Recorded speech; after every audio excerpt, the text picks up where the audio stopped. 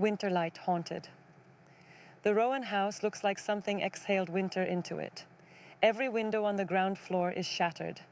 Snow has blown inside, piling against furniture, coating the kitchen table, drifting up the stairs like it's trying to climb. The front door hangs open, swinging in a wind that shouldn't exist.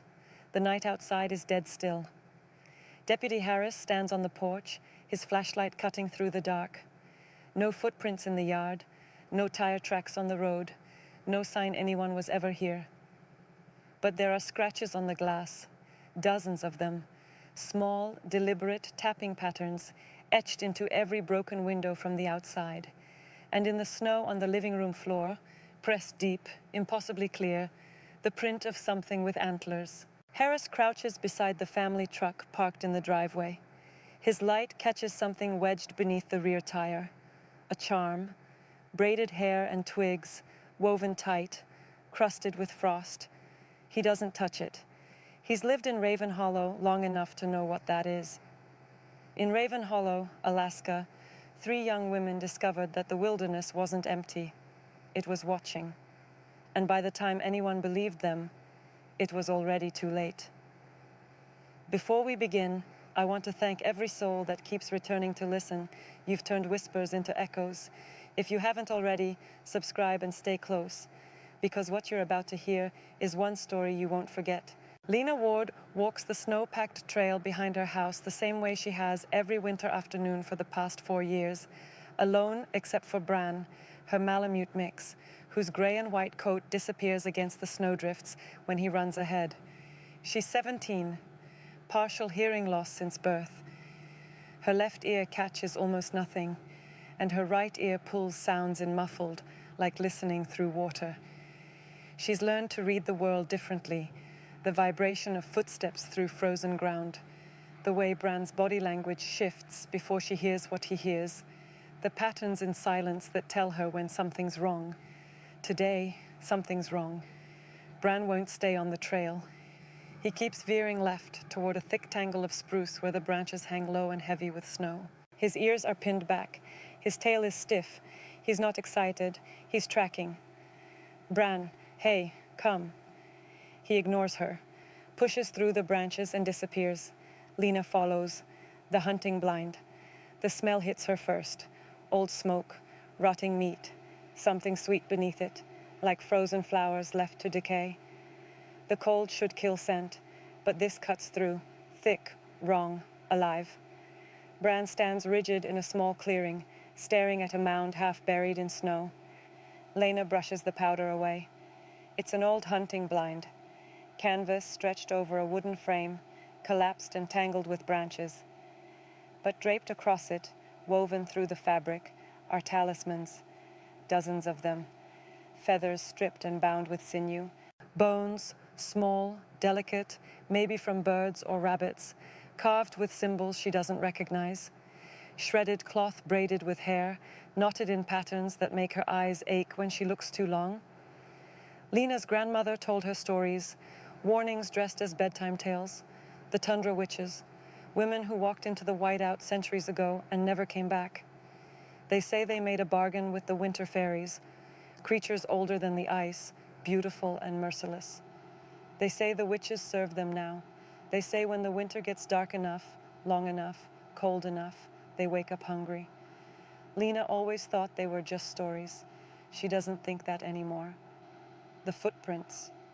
She backs away from the blind, pulling Bran by his collar. Her breath fogs in sharp bursts. The forest is silent, not quiet, but silent, the way a room goes silent when everyone stops breathing at once.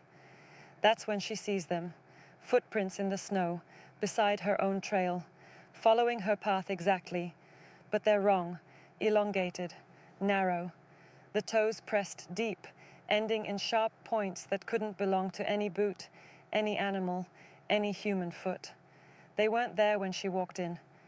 Lena doesn't breathe, doesn't move. Her good ear strains against the silence, and then Bran growls, low, guttural, aimed at something behind her. She turns, the pale woman. The woman stands 10 feet away. She wasn't there a second ago. Lena would have heard her, felt her footsteps, seen her breath. but she's just there like she grew out of the snow itself. She wears pale furs that blend into the white. Her skin is frost white, bloodless, smooth as ice. Her eyes shimmer like broken glass catching light, fractured and shifting. She doesn't speak, she just smiles. All teeth, too many teeth. A smile that stretches past where a smile should stop. Lena runs. She doesn't look back. Bran sprints beside her, his paws barely touching the snow. The trees blur. Her lungs burn. The trail feels longer than it should, the cabin farther, the silence pressing against her like hands. She makes it home. She locks every door. She doesn't tell her mother what she saw. That night, Lena wakes to Bran growling at the back door. The sound is wrong, not his warning bark, but something deeper, something afraid. She creeps downstairs in the dark, her bare feet silent on the cold floor. The kitchen smells like pine and dish soap and something else underneath.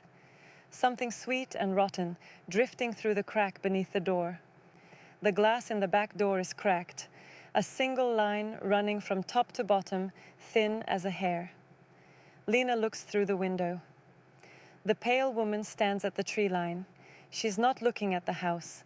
She's looking at the snow in front of her, her lips moving, her hands tracing patterns in the air. The snow at her feet shifts, not from wind, but deliberately, crawling toward the cabin like something alive. The woman stops, turns, looks directly at Lena, and smiles that too wide smile. Lena doesn't sleep again that night. She sits with Bran in the hallway, her back against the wall, listening to the silence outside and the sound of something whispering to the winter. Maren Rowan is 19. Her sister Ellie is 16. They live across town from their cousin Lena, in a house their mother bought cheap because nobody else wanted to live this far from the main road. Their mother, Karen, works late shifts at the cannery and comes home smelling like fish and exhaustion. She's been picking up extra hours all winter, bills to pay, debts to cover, the usual weight that presses down on single mothers in towns like Raven Hollow. Maren's phone buzzes at 4:47 p.m., a text from Mom. "Girls, I need you to bring food to the old Whitmore Lodge off Miller Road. Stuck here, can't explain. Please hurry. Don't tell anyone." Maren frowns. The Whitmore Lodge has been shut down for years. Roof caved in, windows boarded, no power, no heat. Nobody goes there. She texts back. "Mom, you okay? Why are you at the lodge?" 3 dots appear. Then, "Just come, please. I need you." Ellie reads over her shoulder. "That's weird," Ellie says. "Why would she be there?" "I don't know. But she said please twice. Mom never says please twice." They pack a bag with food, water, a flashlight, and the old hunting knife their grandfather left behind. Ellie wanted to bring the rifle, but Maren said no. Too much to carry, too much to explain if someone saw them. They take the truck. Miller Road hasn't been plowed in weeks. The lodge. The Whitmore Lodge sits on the edge of a frozen lake, its bones gray and sagging against the white. The windows are dark. Snow has drifted up to the porch railing. No tracks lead to the door. No one has been here in a very long time. Maren kills the engine. The silence rushes in, not peaceful, but heavy, watchful. "Mom?" Ellie calls out. Her voice falls flat against the cold, absorbed by the snow, swallowed by the trees. No answer. "Maybe she's inside," Maren says, but her voice wavers. They get out of the truck. The cold is immediate, biting through their coats. The air smells like pine and frozen water and something else, something metallic, like blood on snow. Maren's phone buzzes. Another text from Mom. "By the lake. Come to the lake." They walk around the lodge, the woman by the lake. She stands at the edge of the ice, a woman in a long coat, her back to them, her hair dark and tangled with frost. She holds something in her hand, a phone, their mother's phone. The case has a chip in the corner from when Ellie dropped it last summer. "Mom?" Maren's voice cracks. The woman turns. It's not their mother. The face is wrong, close but wrong. The proportions shift subtly each time Marin blinks, like something trying to remember how a human face is supposed to look. The eyes are too far apart. The mouth doesn't move when she speaks, but she speaks with their mother's voice. You came? Good girls? Come closer. Ellie grabs Marin's arm. That's not Mom. Marin, that's not Mom. The woman tilts her head. The motion is too smooth, too slow, like a bird examining prey. Of course I am, she says. Don't you recognize me? She steps forward. Her feet make no sound on the snow. Marin backs up, pulling Ellie with her. Where's our mother? What did you do with her? The woman's face flickers. For a split second, Marin sees something else beneath it. Pale skin, fractured eyes, a smile made of needles. Then it's gone. Your mother is safe, for now, but you... She moves fast, too fast. Her hand closes around Marin's wrist before Marin can react. The cold is instant and agonizing, not winter cold, but something deeper. It burns like dry ice pressed against bare skin, searing through nerves, freezing the blood beneath. Marin screams. Ellie swings the hunting knife. The blade catches the woman's arm. She doesn't bleed. Her skin splits, and something white and crystalline glitters beneath. She releases Marin's wrist with a hiss that sounds like cracking ice. The girls run. The promise. They're almost to the truck when the woman's voice reaches them, not shouted, but somehow right beside their ears, layered with echoes like multiple voices speaking in unison. I know where the lights in your house sleep. They don't stop. They throw themselves into the truck, Marin's burned wrist throbbing, Ellie fumbling with the keys. The engine turns over. The tires spin on ice. They pull away, fishtailing onto Miller Road. In the rearview mirror, the woman stands exactly where they left her, watching, smiling. Marin's wrist has blistered. The skin is white and waxy, frostbite without the cold. Their mother came home an hour ago, confused, exhausted, her phone missing. She doesn't remember sending any texts. She doesn't remember the lodge. She doesn't believe them. You probably saw a homeless woman, Karen says, wrapping Marin's wrist in gauze. Someone living out in the old buildings. It's sad, but it happens. Mom, she had your phone. She knew where we live. She said, enough. Karen's voice is sharp, tired. It's been a long day. We'll talk about it tomorrow. She goes to bed. Marin and Ellie sit in the living room, unable to sleep. The house feels wrong, too quiet, too still. The windows are dark mirrors reflecting nothing but shadows. Ellie speaks first. She said she knows where the lights in our house sleep. What does that mean? Marin doesn't answer. She's staring at the window. Something moved outside. Marin? Shh. The sisters hold their breath. Outside in the yard, a shape moves through the dark. Tall, wrong. It walks on two legs, but its gait is strange, too smooth, like it's gliding rather than stepping. It stops in the middle of the yard and turns toward the house. Antlers rise from its head. Not bone, ice. Black ice, jagged and dripping, catching the faint light like obsidian. It stands there, watching. Call Mom, Marin whispers. Ellie doesn't move. She's staring at something else, at the windows. The needle-toothed fairies. They cling to the glass like frost patterns come alive. Small, white, beautiful in a way that makes the stomach turn. Their bodies are slender, almost translucent. Their wings like frozen spider webs. Their faces are delicate, childlike. Their mouths are full of needle teeth, dozens of them, pressed against every window, tapping the glass in perfect unison. Tap, tap, tap. The rhythm is precise, mechanical, patient. One of them tilts its head and smiles at Ellie through the glass. The smell hits them, drifting through the walls, through cracks they didn't know existed. Sweet rot, old flowers, something burning. The lights flicker. The antlered figure in the yard raises one long arm and points at the house. Every window explodes. Glass showers inward. Snow follows. not falling, but blowing, rushing, pouring through the broken frames like living breath. The cold is instant and absolute, turning their exhales to ice. The fairies pour through. Their laughter is high and sharp, like breaking icicles. They swirl through the room, their wings humming, their needle teeth clicking. One lands on the back of the couch and watches Marin with eyes like frozen mercury. Pretty, it whispers.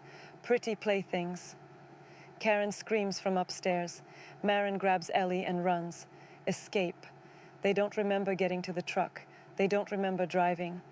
Marin's wrist is bleeding through the gauze, and Ellie is crying, and their mother is in the back seat making sounds that aren't quite words. They drive until they reach town, until there are street lights, until the silence breaks. The police find nothing at the house, no footprints, no tracks, no sign anyone, anything was ever there, just the shattered windows, the snow piled inside, and the charm beneath the truck tire, the tracking spell. The witches of the Tundra have marked them. 40 miles outside Raven Hollow, on a road that hasn't seen a plow since November, a young woman named Jess Harmon loses control of her truck. Black ice. A curve she's driven 100 times. One moment she's fine, the next she's spinning, and then the truck is nose down in a ditch with the engine dead, and the headlights pointing into the forest. Jess isn't hurt, shaken, cold, but intact. Her phone has no signal. The radio plays static. The heater died with the engine, and already the cold is seeping in, fogging her breath, numbing her fingers. She'll have to walk, find the highway, flag someone down. She opens the door. The silence hits her first. No wind, no animals, no creak of trees. Just nothing. A silence so complete it feels like pressure against her ears. Then she hears it. Giggling. High, soft, childlike, coming from the woods. Jess freezes, one foot on the snow, one hand on the door. The giggling moves, left to right, circling. Multiple voices now, overlapping, harmonizing in a way that makes her teeth ache. Hello? Her voice sounds wrong, small, absorbed, swallowed. The giggling stops. Something moves in the headlights. The offering. It emerges from the tree line slowly, deliberately. A caribou, freshly killed. She can tell by the steam rising from its body, the blood still wet and dark on the snow. Its eyes are open, its tongue lolls, but it's not walking. It's being dragged by nothing she can see. The caribou slides into the beam of the headlights, leaving a trail of red behind it. The invisible force arranges the body, legs folded, head raised, positioned like a display, like an offering. The giggling starts again, closer now. Jess scrambles back into the truck and slams the door. The windows fog instantly. She can't see. She wipes the glass with her sleeve, her hands shaking. The caribou is still there, arranged, waiting. And standing behind it, just at the edge of the light, a figure watches.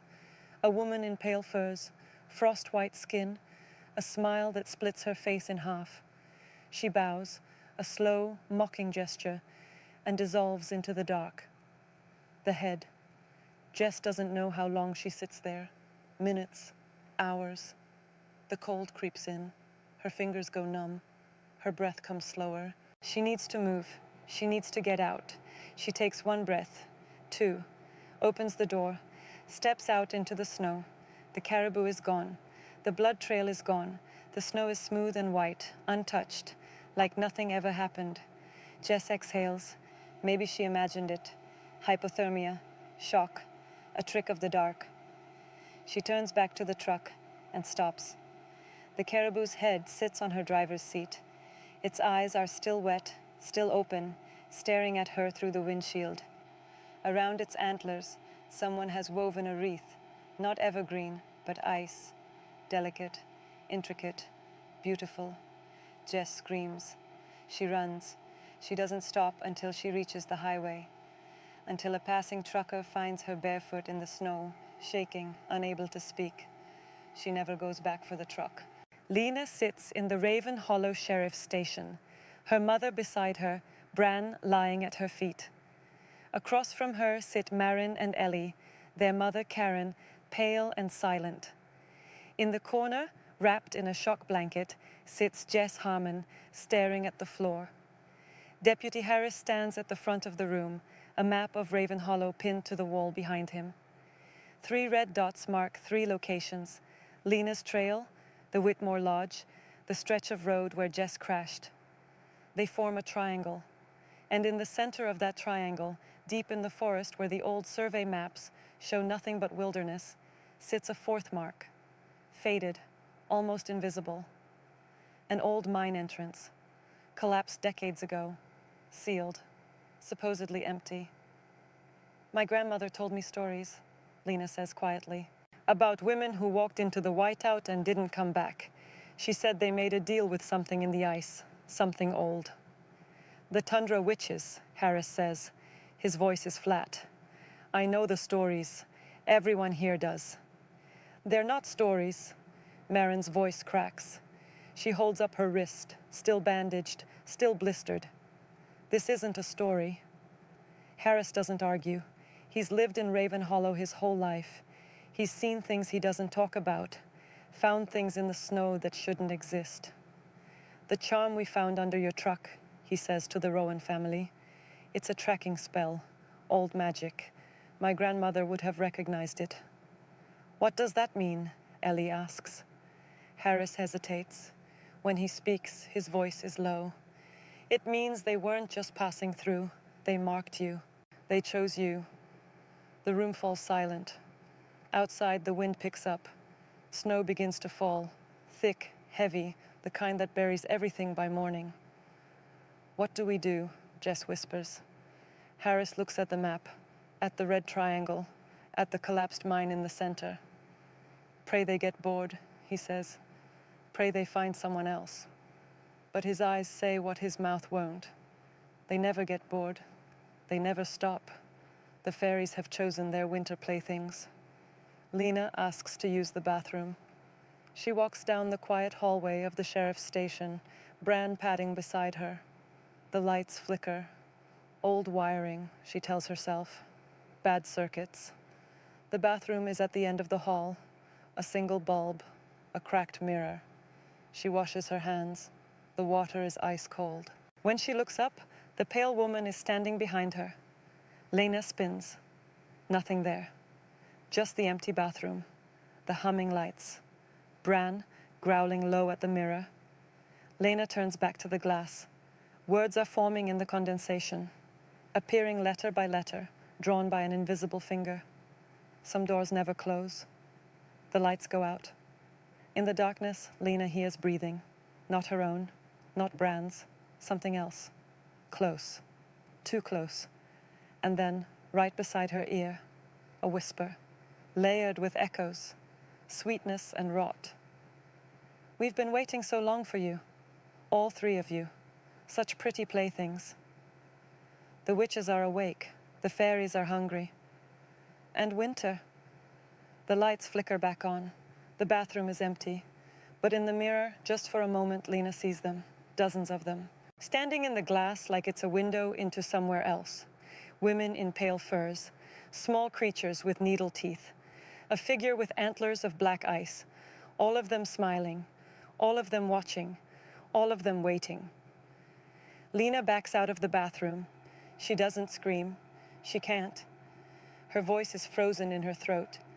She walks back to the main room, where her cousins sit, where Jess stares at the floor, where her mother pretends everything is fine.